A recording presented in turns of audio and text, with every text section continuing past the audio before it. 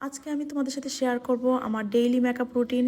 যেহেতু আমাকে এভরিডে বাইরে যেতে হয়, সো খুব বেশি মেকআপ করারও প্রয়োজন পড়ে না। অ্যান্ড কিভাবে আমি রেডি হই সেটি তোমাদের সাথে শেয়ার করব। হ্যালো এভরিওয়ান, আসসালামু আলাইকুম। This is Jyoti from my page glamorous by Jyoti. Ready হওয়ার আগে ভাবলাম একটু ফেশিয়াল করে নিই। অ্যান্ড আমার নোজ এরিয়াতে এত বেশি white hairs and black hairs হয়ে গিয়েছিল যে আমি নোজ স্ট্রিপস দিতে বাধ্য হলাম আজকে। সো আমি নোজ স্ট্রিপস দিয়েছিলাম। And see my nose area এত বেশি ক্লিন লাগছিল, একদম হোয়াইট হেডস ব্ল্যাক হেডস সবই ক্লিন হয়ে গিয়েছিল।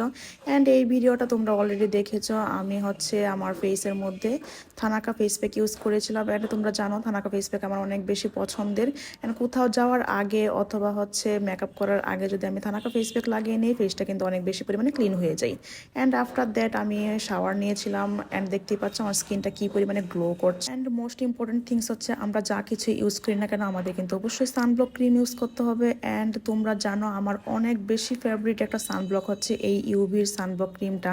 অ্যান্ড এই সানব্লকটা দিলে হয় কি যে আমার ময়শ্চারাইজারের কোনো প্রয়োজন হয় না আলাদা করে।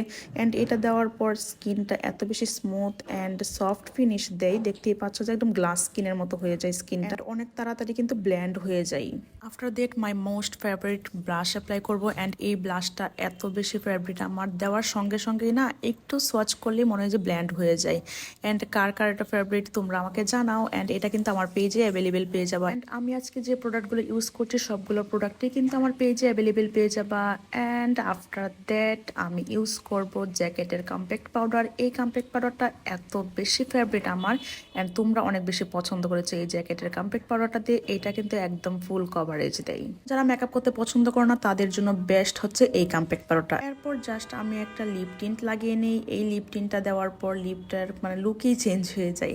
এরপর এইটার উপরে জাস্ট লিপ থেরাপি, এই স্ট্রবেরি ফ্লেভারের লিপ থেরাপিটা দিয়ে নিই। এইটা কিন্তু আলাদা একটা হালকা পিঙ্কিশ টাইপের একটা কালার নিয়ে আসে। এরপর মেবি আমি আইব্রোটা করে নিয়েছিলাম। এই তো দ্যাটস অল মাই লুক। এইভাবেই কিন্তু আমি বাইরে গিয়ে থাকি একদম সিম্পল মেকআপে।